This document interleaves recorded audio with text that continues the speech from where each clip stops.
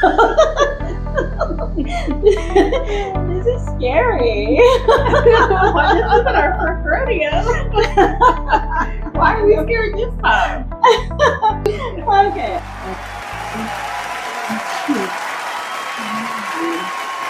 Well, hello everyone. It's studio time with Maria Grace and friends.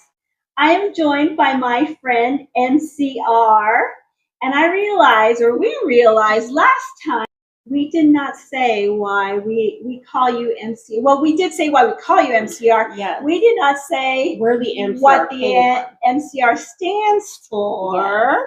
So we explained that there was another Marion in our Mary Kay area, and so that's why she went by OG, I went by MCR, but my name is Marion Cash Rose, and I'm hyphenated because Cash was my maiden name, or is my maiden name, but I didn't get married until 2022. It was a month shy of my 50th. Stephen was 52, and it was the first marriage for both of us. So I would have happily have taken the last name Rose, because that's awesome too, and it works great with Mary Kay. Mm-hmm. Cash, hey, cash unit, but Rose is the emblem of Mary Kay. It used to be imprinted on all the blushes, and we even have the Perfect palette still has the rose on it, because that was Mary Kay. She loved roses, and so it was a great name. But when you wait a half a century to get married, it's kind of confusing, especially when you own a small business, to just totally change your name. So I hyphenated, thus Marion Cash Rose, MCR. Dun, dun, dun. Wonderful. So today we have a special episode for you.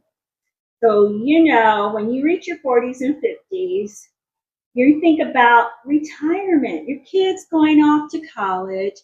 You're heading towards retirement. Then all of a sudden, life gives you the unexpected plot twist in the never-ending book of parenting.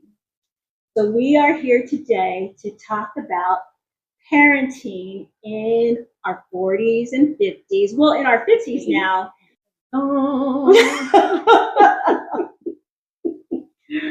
So Marion is 50. I don't want to say. Do you want to say your age? I come from a long line of women. We say it loud and proud. Okay. We've survived this long. We're good with it. We are in our early 50s. And right now we are both parenting. And I'll tell you my story, which is the funniest story you might ever hear. But with Marion, right now she is parenting her grandson.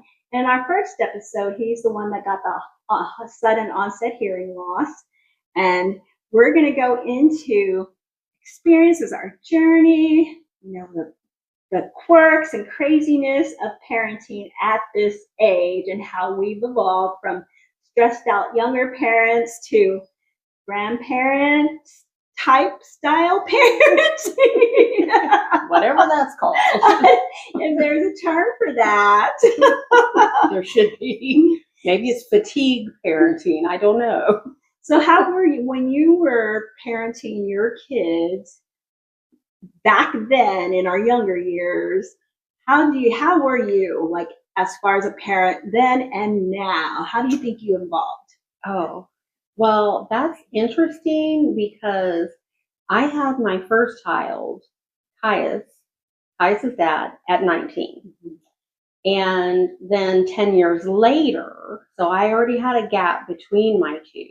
So then I was 29 when I had my second child. And then there's only a 7-year gap between my grandson and my second. So, yeah, so I guess my youngest and my grandson are closer in age than my two kids. I became a grandmother at 36. Not necessarily being the youngest grandparent in your class, but I'll take it because I love being a Grammy. It's the best gig. So for all of you that haven't got the chance to do it, it is definitely the reward for sparing your children and making it through parenthood. Definitely. It's a lot of fun. But I know with Dorian, I was a lot more strict. And I was fortunate in that I did work in group homes back then. I got a job in Bloomington working for Stonebelt, and that helped me parent, even though I was very young, just because I learned things like behavior management and things of that. But I still had a lot of growing pains, and still make mistakes. You're still learning, and sometimes I would listen to other people's advice because I was young and uncertain. Bad move. Follow your instincts. But then 10 years later, there comes the youngest. By then, I worked my way through college. I was an executive director. I worked a lot of hours at first. And at that point, I'd already been through a lot of that stuff. Something spills on the carpet, it's not the end of the world. If a glass breaks, whoop-de-doo. And by that point, I really don't think there was a lot of glass. It was plastic. By that point, you don't get the fancy stuff when you got young kids. You're just setting them up for failure. Those things aren't big priorities in life at that point. There are much larger things, like having fun, like spending that quality time with them.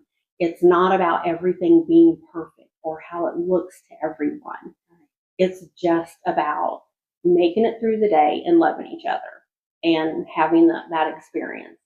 And I ended up eventually, well, I do have to say, when I was an executive director, I had a bit of that mommy guilt. And so we would go to Walmart, and a difference in personality with my two. With Dorian, he was you could tell him one thing one time and he pretty much listened for the most part, and I would see these women with these screaming, crying children in the store, and I would, and come on, Dorian, let's come on, perfect child. Let's not be tainted by these people with these screaming children and these poor parenting skills. And then 10 years later, there comes Edric. Oh, wow. That was a whole different ballgame right there. Ooh, I became that mom. Pushing the shopping cart through Walmart with this kid just screaming. Nothing I could do. I mean, oh my God, I would literally sweat. I'd already tried everything. I already knew that was going to work. He's just going to scream. I get the nasty looks, all the stuff. There's just nothing I could do except go as fast as I could to get out of there. And of course, it's amazing how one's perspective changes. No longer did I think that those people in the past were poor parents. I think they just had willful children. It had nothing to do with parenting skill. I was no longer an executive, and I decided to be a stay-at-home mom, which is difficult when you're a single mom. To be a stay-at-home mom, I could afford an action figure every time we walked into a store. And you learn when you make those mistakes, and then you have to learn a different way. But I became much more lenient for the reasons we talked about earlier. And also, in a way, you're a little more tired. I had to go to Dorian's ball games. We were doing football, baseball, all that kind of stuff. I've got a younger child. We were homeschooling. I mean, you're juggling all the stuff, and you just don't have time for that.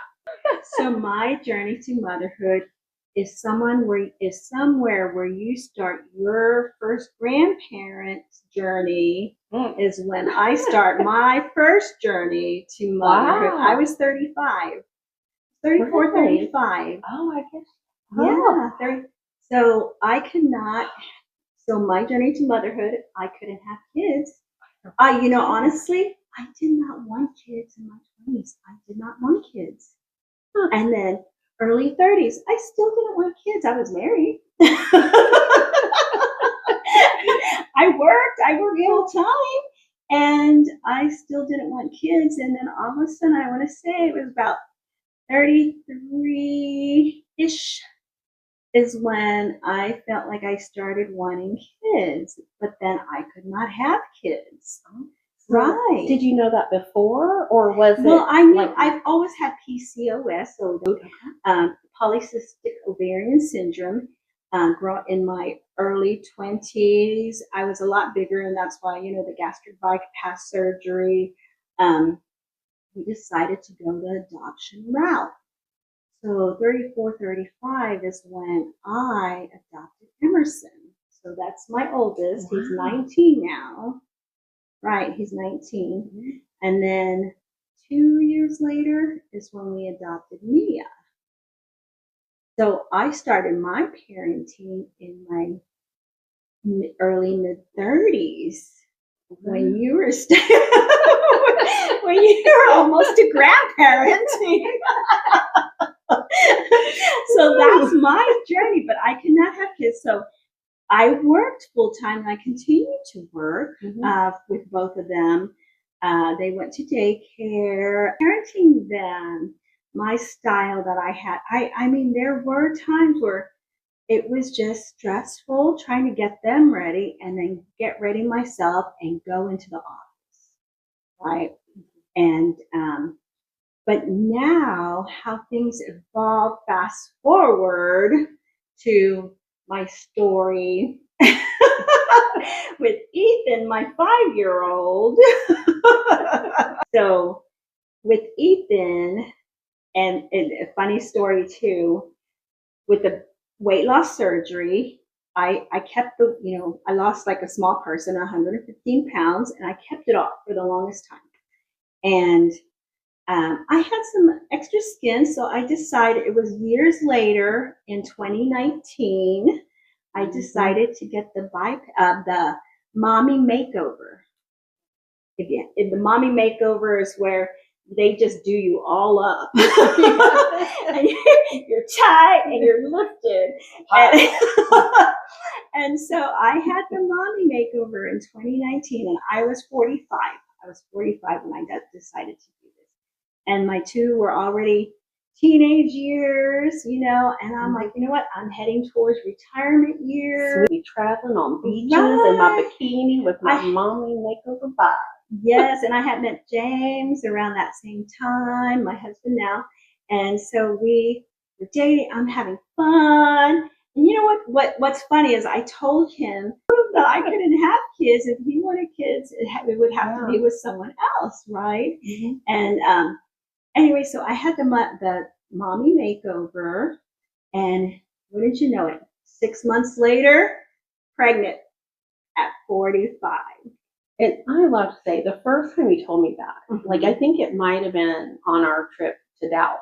Mm-hmm. And it was one of the most horrifying stories. I think I actually had it done, and then 6 months later, and you never the entire time couldn't get pregnant, and then yes, I mean, that's something right God there. has a plan. He has a plan. Amen, sister. Amen. Right. So yes. So at 45, 6 months after the mommy makeover, I got pregnant, and at 46 had him. Well, no, I don't want to say naturally. They put me under. I wanted them to put me under.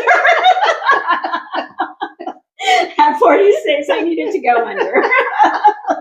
Actually, I don't know. The minute you say you're pregnant, you could have put me under at 46 and just woke me up after the baby's born. Exactly. I felt nothing. And you know what's funny? No, James and I, we prepared ourselves for him to have like some type of disability, especially at our age. Because what they used to call it, like 35 and older, geriatric pregnancy. What do they call it now?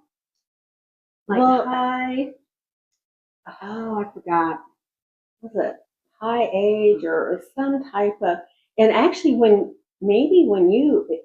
it might have even been a higher age, because at some point it was 40 and above. Mm-hmm. And I think maybe in the last 2 years they reduced it. I just knew because our pastor's son and wife, she was 35 and it was geriatric, and I was like, it's you're right, 35. But they're calling it something different now, not geriatric. Which is probably wise when you're dealing with pregnant women to not call them geriatric at the same time. I think at 45, geriatric sounded right. So at 46, I had a C-section. They put me under, and it's so funny. There's pictures of Ethan, and he's coming out like this, like, ta-da! I made it to the world. showstopper. Oh, I have arrived. Yeah, but what was the statistic was 44.2%. So it's 4.2% of women 40 and older are still having kids or getting pregnant. Yeah. 40 and above, it's 4.2%. When you hit 50, it goes down to less than 1%. Yeah, which I was very relieved to hear that at 53.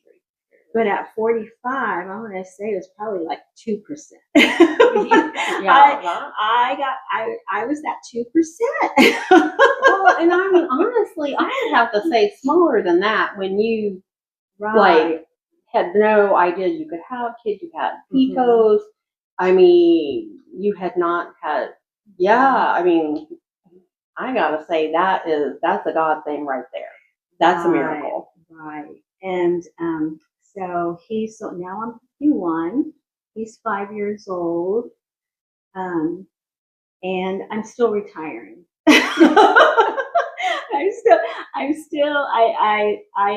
I'm retiring early from my position and doing this and Mary Kay and other, things I have more passion for.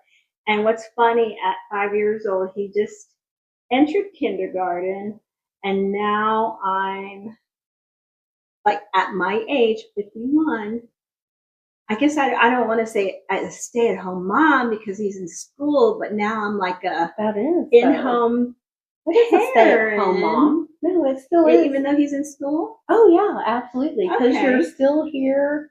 If the school calls, you can just go right there and get them. You could pack lunches. Right. You're here. You're able to do after-school activities. If PTA stuff, that's the type of stuff stay-at-home moms do. It's different being Ethan's mom compared to my older kids. There's like I don't know, there's not a word for it, I guess, but it's evolved parenting from this age to this age. It's like evolved differently to, I feel like I'm more calmer. The evolution of parenthood. Right. Maybe we're creating a name for it. With Ethan, it does feel like since I'm not that stressed out person like I was when I was younger, or I'm not that, I don't yell like I did with my older kids. I don't. With Ethan, I feel like I'm a parent, his parent, mom, but a grandparent style at the same time, and which is weird. And so my older kids now, when they think he's really spoiled. They think he's really spoiled, and they'll make it's a lot different from when I was younger with my first two. Yeah, my only thing with that comment is, in however many years it takes for Emerson and Mia, when you become a grandma, a Grammy, a Mimi, whatever you want to be called, I want to revisit that statement you just made to see if it's still the same. If you feel that difference is still if you feel like that difference, even more different when they take the baby home. Exactly. And there's something about when that grandbaby, you see it. I mean, it's not the same feeling as when you're handed your baby, like that grandbaby. And so I'm curious because I totally know, because I had that difference between Dorian and Edric where I was much more lenient. But there's something when that grandbaby gets there, like, oh, come to grandma. Mia and Emerson have said, Ethan is good birth control. I would do it again. My pregnancy, there was no issues. No issues. Really? Yep, other than having the C-section. But I did not, towards my third trimester, it's sleeping on my side. I was like, I would go from side to side. So just like normal? But just I did not have, I didn't have morning sickness. Wow. Yeah, it was like in my mid 40s, an easy peasy pregnancy. And he came out, there was no issues with him, happy baby boy. Um, Other than now with the hearing tubes in his ears, or the gunk that he had in his ears, but other than that, Well, yeah. you had to have a trade-off for getting pregnant 6 months after the mommy makeover. Like, God had to give you, like, a little, he's like, okay, if we're going to talk it to you with the pregnancy after the mommy makeover, we're going to at least let you glide through the pregnancy. I did gain weight, and it's been tough after Ethan to lose the weight I've gained to go back to pre-Ethan weight. But in my, at this age, and then going through the perimenopause, so it has been tougher than that. But you're parenting your grandson. How's that going compared to how did your parenting evolve from your first two to Caius?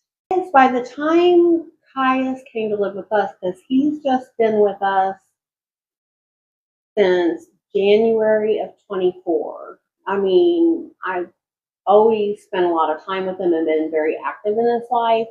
Well, I guess since December of 23 when my mom passed, because she had custody of him, and she was granted custody of him around October of 2017. And so when she passed, then he moved in with us.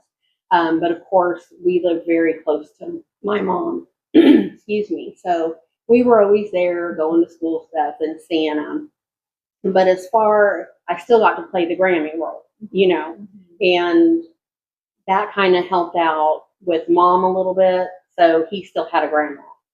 And he has like step grandparents still, because his mom is in his life, and his dad, which that's kind of how all this came to be. His dad, my oldest son, passed in 2015, and Dorian had custody of him at the time when he passed, and so custody originally went to mom, and then to my mom, and then now to me. So he's had a lot of changes in his life that has made him very mature.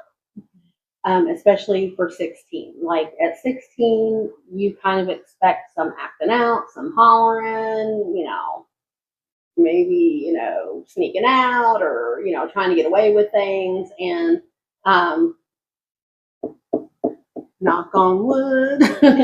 I mean, don't get me wrong, he can be, moody, whatever, but I would be scared if he wasn't. Mm-hmm. Then we'd be looking at Stepford situation, instead of Stepford wife, Stepford teenager. But it's so, like right now he's doing online school. We've had a lot of health issue type things that, that's kind of, I made the comment when we talked about the sudden onset hearing loss, of just, he took it so well, because to him, he's like, well, with all the bad news I've gotten, this is the worst news I've had, And so parenting him is different because of the loss that he's experienced, and he's had other traumas that he's had to deal with besides just loss. So he's very self-aware. He likes to be helpful. So you can communicate with him. Like my second one was very emotional, and I often say, if your firstborn was like your secondborn, there might not have been a secondborn. At least in, my case, my secondborn was a lot. And and that could also be maybe because my parenting style changed. I don't know. Maybe if I'd have been more strict, but I don't think so. Because I think it actually might have made it worse because of the personality of the child. Like, I think if I would have tried to have been that strict, I think my youngest would have rebelled more, or it would have created bigger issues. And I know I definitely probably would have lost my mind, and we actually get along great now. But Caius, yeah, I don't know, he doesn't expect everything. He's the type that'll ask you, like, hey, can I get a new trumpet? Or, hey, I got this new game. And you're like, dude, what? And he's like, well, you can't blame a guy for trying, And I'm like, is Caius, what grade is he in? He's a junior. Okay, he's a And he switched to online, public online school after spring break of last year, primarily due to a lot of the absences. He had tonsils and adenoids out. He had a lot of stomach stuff with the pots and all. Well, yes, yeah, we talked about the sudden onset hearing, but actually we had talked about like behind the scenes with some of the research we'd both done.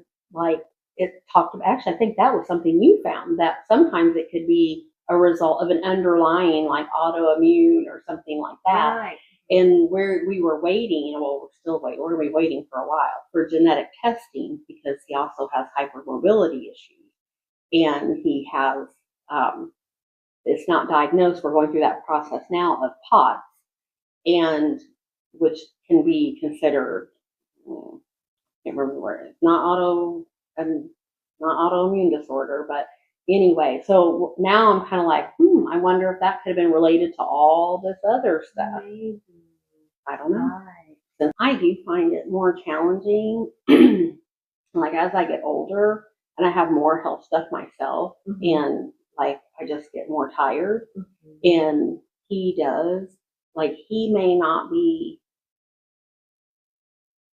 He requires more like conversation, more like he likes a lot more hugs, and he'll like just poke at me. Like he's more touchy feely. Like he doesn't have like personal space. Like he'll get like right behind you and you don't know he's there. He's like a stealth ninja, you know, like that kind of like, so he's very touchy feely, like, so he doesn't require like a lot of attention, like he doesn't do negative things that require a lot of attention, but he does, I think, because he missed a lot of that when he was young, he requires that now. And so in that, like, and he's very, is he outgoing or more introverted? Is he social? Because he seems all of the above. Okay, because the one time he came over and James was working in his office, and Kyle just like, hey, went up to introduce himself. Well, he heard what James did. And Caius has Command Central in the basement with like 4 computer monitors. Okay. And so he was just curious about his office. And heard he did like what programming or whatever. And so he was like wanting to talk to him about that and see what he did and talk computers and stuff. And he's chatty, like Grammy, and then my mom, her nickname was Chatty Cathy, like the old doll. And so, yes, very sociable. His dad, Dorian, was not, very reserved, and he only spoke when he had something to say. You know, not rude, just not into small talk. And but Kai's definitely will. However, when he gets home, done. You know, it takes a lot of energy out of him. And if we go to like an event, like where you have to do a whole bunch of people in, he's not doing anything, at least the next day, maybe not the next 2 days. He may be in bed all day, like recovering. And he has like the noise reduction headphones that he'll wear when he's out. And unfortunately at home too. So you're like, Caius. Yes, that is Caius, and they're a high quality. Because yes, and he had a 501 plan put in place, like right before we went ahead and moved him out. Like, and part of it included that he could even wear them in public school for like sensory overload, so he could, you know, stay focused and stuff and not be distracted. But yeah. You know what, a funny story with Ethan, my 5-year-old now, and I don't know if he's learned it from kids in school or maybe my kid, my older teenagers, but they don't really, I've noticed that he's been calling James and I, when he calls instead of mommy, he's like, mommy, Yeah, well, my 7-year-old granddaughter, Caius' little sister, I mean, she like says to me, she's like, bruh. And I was like, what? Ethan said that. Has said that too. I mean, I was like shocked. He's called Mia, bruh. I'm Grammy. I'm not like, bruh, I'm Grammy. Hello. I mean, he was where did I just don't know where he's getting it. Yeah, It's so funny. She's always still in like my Mary Kay lip gloss, trying on the ring. I mean, she's like, and then all of a sudden I'm bruh. Good thing you're retiring now. In my 60s when he graduates. Yeah. It's crazy. Yeah. Everyone watching this episode, please subscribe, please share. I need that money. We need mental health care right now after that realization. Like, wow, you notice everything got quiet. We weren't laughing. We're like, wow. We're going to be in our 60s. High school. An interesting thing about Kai, you know how we're talking about Ethan and Anna doing the thing? Actually, it's the reverse thing with Kaya. Like if I say something that I think is trying to be cool, like the kids say, he's like, don't, Grammy, don't even try it. That's not, no, you want canceled or something like that. I'm like, dude, what? I hear it like all the cool kids say, it's like, not you though. How many kids are being raised by their grandparents? And what was that number again? It was 2.5 million kids are being raised by their grandparents or other relatives. And we looked it up because I was kind of curious because you hear it seems more and more grandparents are raising their kids or grandkids and not, being able to fulfill that grandparent role. They're staying parents longer. Right. Cassie, she's like mid-30s and she's like, she always kind of laughs. She's like, wow, will you ever have an empty house? Like, and this has been like over the years. She'll just watch my youngest come in and go out. My mom. But yeah, I'm going to have her watch this so she can just keep on laughing. She already has a child that's like 9. This could be her future. She keep on laughing. Well, Marianne, thank you so much for being with me today. Again, I think you're just going to be my new co-host. I think it has a charming sound to Studio Time with Maria Grace and Marianne Cash Rose. How does that sound? You tell us. So thank you for joining us today. Whether it's toddlers or teens, parenting in your 40s and 50s comes with its own chaos and its own joy. Mary and I have learned that love doesn't come with an age limit. It just comes with stronger coffee and maybe an earlier bedtime. Thanks for tuning in to Studio Time with Maria Grace and Friends, where family is always worth the laugh lines.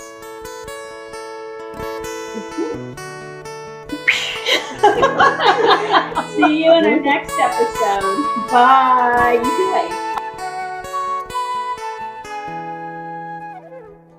Here comes the sun.